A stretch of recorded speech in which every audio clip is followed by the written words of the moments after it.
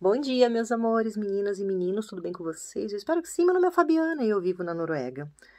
Hoje é 12 de outubro, dia da padroeira do Brasil, Nossa Senhora da Aparecida. Para quem é devoto, realmente um dia muito especial. Para quem não é, comemora só o Dia das Crianças, né? Nós, brasileiros, comemoramos o Dia da Criança hoje. E essa é a razão pela qual eu vim fazer esse vídeo com vocês, né? Que é justamente falar para vocês, tome cuidado com quem seu filho chama de tio. Olha só, né? Vamos nos localizar no espaço e no tempo. No último vídeo eu comentei aqui que estava aparecendo na minha vida muita gente do passado, que estavam assim me reavivando memórias da minha infância, né? E a maioria das memórias lindas e maravilhosas, mas dentre uma das memórias que foi reavivada foi uma memória não tão boa, uma memória que eu nem lembrava que ela existia, né? Porque hoje, gente, nós precisamos de nome para que a gente possa classificar as coisas.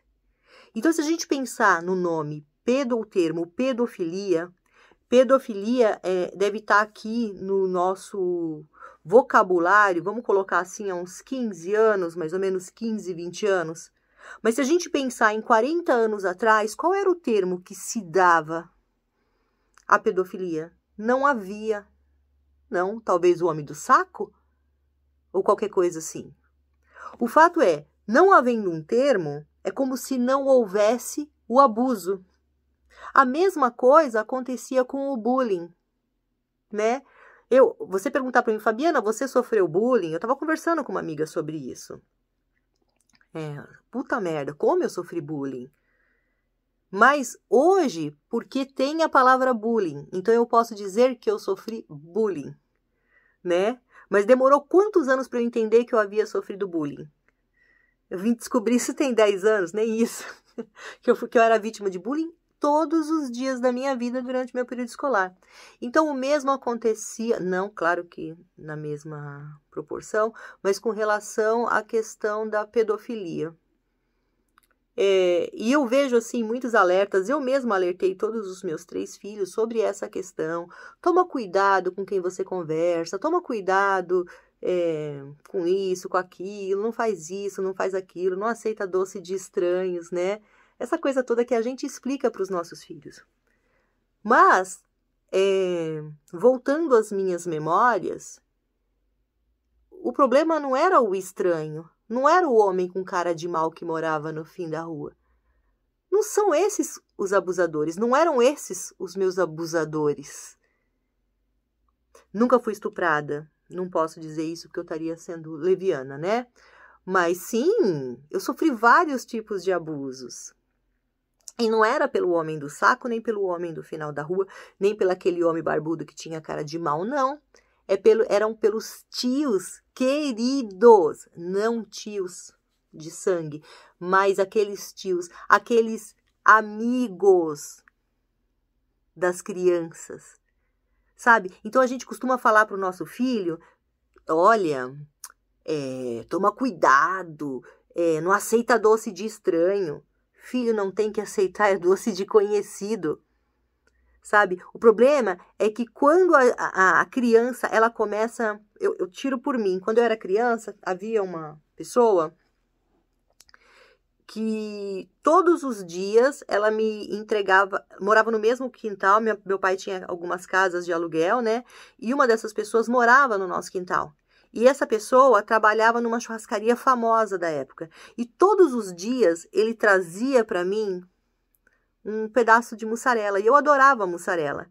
Não que eu passasse fome, mas aquela mussarela era especial. E todos os dias ele trazia para mim. Só que ele colocava essa mussarela dentro da calça. E eu achava legal ter que pegar essa mussarela. Olha que coisa pesada, gente. A gente está falando de uma menina de 7 anos, 7, 8 anos de idade. E como assim, era uma pessoa super de confiança, ele morava no mesmo lugar que a gente, então meus pais não tinham essa malícia, até porque ninguém falava em pedofilia, Não é verdade? Outros amigos que vinham, senta aqui, olha, te comprou um pirulito pra você, olha, tá aqui um pirulito, dá um abraço, dá um beijo aqui, ó. Primeiro um beijo. Sabe? Então eu vejo hoje que eu, como menina, eu passei por muitas situações assim. E não com os inimigos, mas com os amigos. Aquelas pessoas cuja confiança era inabalável diante dos meus familiares. Então, é isso que eu tenho para falar aí. Em primeiro lugar, gente, fique esperto com isso. Fique esperto. Fique esperto não só com uma pessoa que você desconfia, mas principalmente, o abuso ele acontece principalmente por pessoas que a gente não desconfia. E aí, continuando esses relatos, né? Por que eu toquei nesse assunto? Por como é que essa história veio à tona na minha vida? É uma história meio longa. Eu estava conversando com a minha filha e a minha família, de um modo geral, me acha uma pessoa muito prática. Eu não sou uma pessoa de estar com sofrimento, nem por homem, nem por amigo, nem por nada. Não é que eu não sofro. Só que é o seguinte, sofri, superei, passou, bora, vida que segue. Não deu certo aqui, vai dar certo ali. Então, a minha geração, eu penso que a minha geração, eu achava pelo menos, que a minha geração não tem esse negócio de mimimi. Engole o choro e continua. É assim que eu fui criada, engole o choro e continua. E tudo que eu passei na minha vida, tipo assim, passou, acabou, ficou no passado, eu sequer lembrava, porque engoli o choro e continuei. Eu não podia me dar o luxo, na minha vida adulta, de ficar deprimida, de ter que ir para uma análise, porque na minha cabeça tudo isso estava muito bem resolvido. E a minha filha falou assim, mãe, sabe qual é o seu problema? É que você subestima sempre a dor dos outros. Como você é uma pessoa muito forte, você acha que a dor da pessoa é só uma dorzinha que vai passar. Então você quer que todo mundo engula o choro também. Porque se você pode resistir, qualquer um pode resistir. Mas o fato é que você resistiu isso até agora, a gente não sabe nem como. O fato é que você precisava dividir isso com um profissional. Aí eu fiquei pensando, será, gente? Aí as ideias começaram a ficar mais fluidas. Eu estou há mais tempo em casa por causa de uma cirurgia que eu fiz, e mais tempo sozinha, mais tempo introspectiva, e eu comecei a lembrar das coisas que aconteceram na minha vida. E aí também originou o vídeo passado, que foi o desabafo, que eu falei para as pessoas, olha, eu mudei. E se você não me julgue por uma coisa de 10, quando eu tinha 10, 12 anos. Eu me lembro, gente, isso foi uma coisa muito pesada que aconteceu na minha vida. Você sabe que toda menina, ela sonha, assim, pelo menos no meu tempo, a gente queria ser independente. Por mais que os nossos pais nos dessem de tudo que a gente queria ter a nossa independência financeira. Né? Nem que fosse para ganhar um salário mínimo. E eu decidi que com 12 anos de idade eu iria trabalhar. E eu ia ser secretária. Na verdade, não era secretária, eu ia ser uma recepcionista, né? E daí eu fui trabalhar numa joalheria. Isso por intermédio de conhecido, de família, essa coisa toda, eu fui trabalhar numa joalheria. Então, eu estudava de manhã eu trabalhava de manhã e eu estudava à noite. A gente tá falando de quinta série, tá? E olha só, eu com 11 anos de idade, e eu fui trabalhar para um italiano de aproximadamente 70 anos de idade, 70 anos, que o diabo carregou, eu acho. Sinto muito. Não sinto. Nem um pouco por ele. E aí, gente, olha o que esse cara fez. No primeiro dia de trabalho, então havia uma recepção, sala fechada, e aí a sala dele. Ele saía o dia inteiro, né? E eu ficava para atender o telefone. Na época não tinha o celular, atendia o telefone, tá? Ele colocou dentro da minha gaveta da sala de recepção, na gaveta aberta assim, né? Assim, várias revistas pornográficas. Quando eu falo em revista pornográfica, você que é dessa geração de agora, vocês não sabem o que é pornografia. Eram umas revistas pesadas mesmo, sabe? Assim, eu acho que antigamente a pornografia era um negócio muito mais pesado. Não sei, pelo menos na minha cabeça, na cabeça de uma menina de 11 anos, que abre uma gaveta cheia de revista pornô. Tá. tinha a opção de folhear aquelas revistas, eu tinha a opção de não folhear aquelas revistas. Com 11 anos de idade, o que você faria? Eu folheei. E não folheei só uma vez, não. Eu estava despertando toda a minha sexualidade. Eu não era nem mocinha ainda. Você entende? Um adulto coloca um material desse na sua gaveta. E o cara, ele foi de uma sordidez tão grande. O que ele fez? Ele pegou vários pedacinhos de papel, ele pegou uns papelzinhos bem miudinhos assim, sabe quando você arranca da folha, do cantinho da folha? Ele amassou assim com o dedo e ele colocou dentro das páginas dessas revistas. Na medida que eu folheava, esse papel, por ser muito leve, ele caía dentro da gaveta, porque eu abria a gaveta e ficava, né, vendo assim. E aí, esse filho de uma mãe, ele tinha certeza de que eu estava acessando aquele material. Então, ele meio que saía de propósito para eu poder ver isso. Aí eu sei que eu trabalhei da segunda até sexta-feira, mais ou menos. Aí no último dia de trabalho, ele falou assim, a minha ex-secretária, a menina que trabalhava antes de você, esqueceu umas revistas. Minto, ele fingia assim no telefone. Fingindo que estava falando com a secretária. Então você deixou umas revistas? Revista pornográfica? Aham. Sei. Você colocou uns papelzinhos dentro para saber se alguém... E eu, na minha cabeça, ai meu Deus, eu fui pega numa armadilha.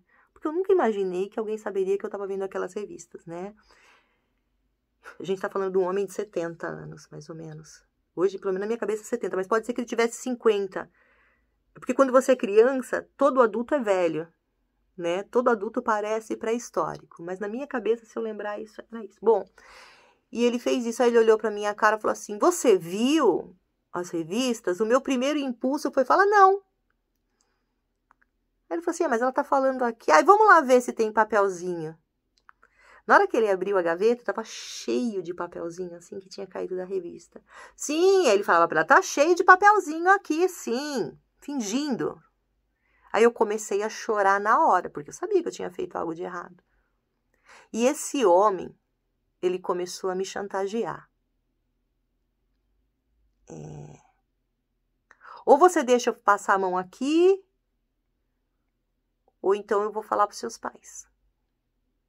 Com 11 anos de idade, gente.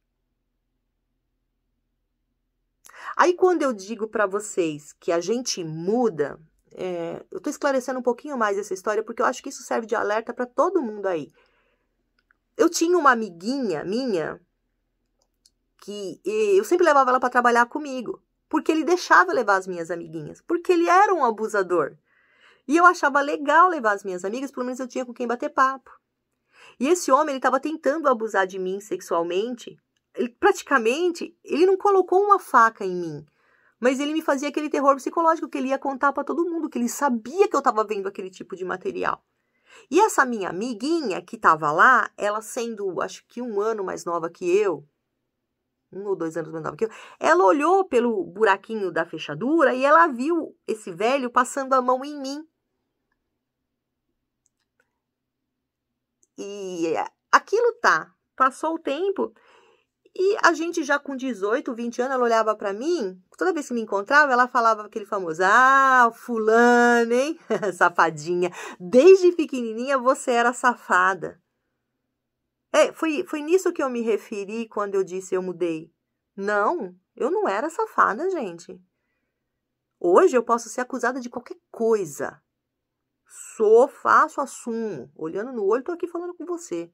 Seguro meus BOs, qualquer um que seja. Mulher para isso. Agora, com 11 anos? Com 11 anos, gente? Não dá. E daí...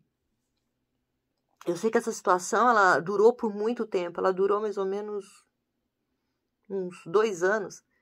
E esse cara, esse italiano, era um cara que frequentava a minha casa. Olha a loucura que era isso. Ele ia passar final de semana com a gente, ele levava camarão, tomava vinho com a minha família. E eu não podia falar nada. Eu nunca falei nada. E aí, ele falava assim, ó, liga pra tua mãe e fala que hoje você vai na casa do tio. E eu fazia, liga pra tua mãe que hoje você vai na casa do tio. E aí, esse filho da mãe, ele me levava para uns hotéis chiques, lá no centro de São Paulo, na época, ali, aquela região da Paulista. Ele me levava para os hotéis e ele falava assim para todo mundo, olha, não, mas ele não deixava eu chamá-lo pelo nome dele. Eu vou falar o nome dele era Carmelo. Ele falava assim, não me chama de Carmelo, me chama de tio, me chama de tio Bruno. Uhum. Aí, todo lugar que eu ia com ele, como eu era menina, eu falava tio, ô tio. E nos hotéis, não pediam documento para a criança entrar. Não estou falando de motel, gente. Eu estou falando de hotéis que tem até hoje, que são hotéis caros. E eu entrava, o que ele é seu? Ele é meu tio. Sabe? E nunca, não posso falar para você que que houve a coisa de fato, mas, né, vocês podem imaginar. Então, eu passei por isso muitos anos não, uns 2, 3 anos, sei lá. E, bom, e essa história eu engoli ela, engoli o choro, engoli qualquer trauma que pudesse vir dela, a vida que seguiu. Aí fiquei meio que uma adolescente meio rebeldona, aí, coisa de adolescente, né? Enfim. Depois a minha vida seguiu, fui mãe, estudei mais, e fui mãe de novo, enfim. E as coisas voltaram ao normal. E passando, tipo, uns 20 anos dessa história, 20, 30 anos, eu cheguei na mamãe e falei assim, ô mamãe, como assim? Aquela mágoa dentro do meu coração, sabe? Poxa vida, mamãe, como é que eu, com 11 anos de idade, primeiro que a senhora me deixou trabalhar. Segundo, como é que eu ia para trabalhar e aí eu ligava e falava assim que eu ia dormir na casa do tio e vocês deixavam. A minha mãe olhou para minha cara e falou assim, mas você sempre foi uma menina espertinha, você sempre foi precoce, você sempre se achou a dona do mundo. Como é que eu ia poder adivinhar? Você tem noção do meu choque? Aí naquele momento caiu a minha ficha, eu falei, caraca, não tem um manual para ser mãe ou para ser pai. Minha mãe deu o que ela tinha que dar na cabeça dela, ela nunca nem imaginou. Ela olhou na minha cara chorando, ela falou, isso tudo que você está falando é mentira. Isso nunca aconteceu, você está levantando um falso. Que ela entrou em choque quando ela soube disso. Aí eu falei, não, mamãe, isso é verdade. Bom, passou uns 2 anos dessa conversa, eu fui tentar ter algum tipo de conversa com ela, ela falou que não se lembrava e ficou dito pelo não dito, tá tudo certo. E,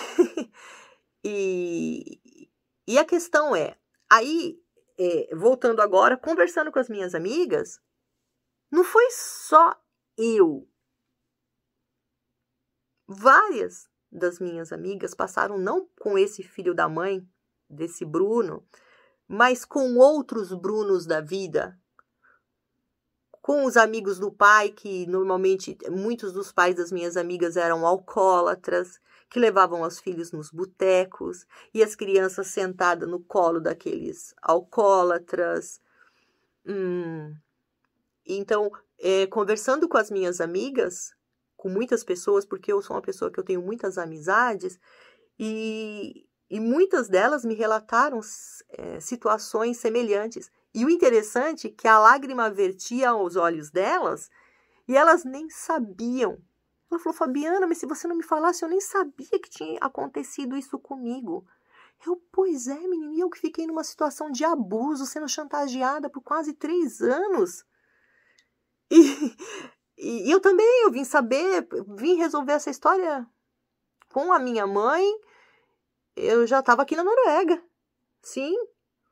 E vim retomar esse assunto de novo agora com a minha filha, que veio falar para mim que eu era muito dura no meu julgamento com as pessoas. Porque eu aprendi a engolir o choro e seguir a vida.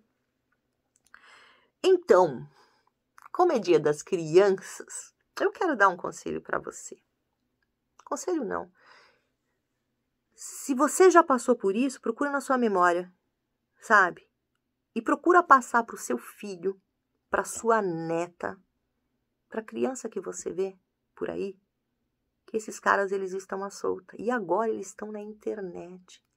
Os abusadores, eles estão agora tecnológicos. Se naquele tempo, um filho da mãe colocou uma armadilha para uma menina de 11 anos, a gente está falando isso, estou com 49, a gente está falando de 30 anos atrás praticamente. Você imagina o que esses caras não fazem hoje? Então, por favor, olha o seu filho, esteja mais atenta ao seu filho. Esteja atenta aos inimigos, mas esteja mais atenta ainda aos amigos. Queira saber com quem seu filho está falando na internet. Queira saber quem são os amigos do seu filho na escola. Sabe aquele caminhozinho que seu filho para? Ah, vou parar ali para bater um papo, tomar um sorvete. Fique esperta com esse sorvete. Sabe? Fique esperta com essas coisas, gente. É isso aí.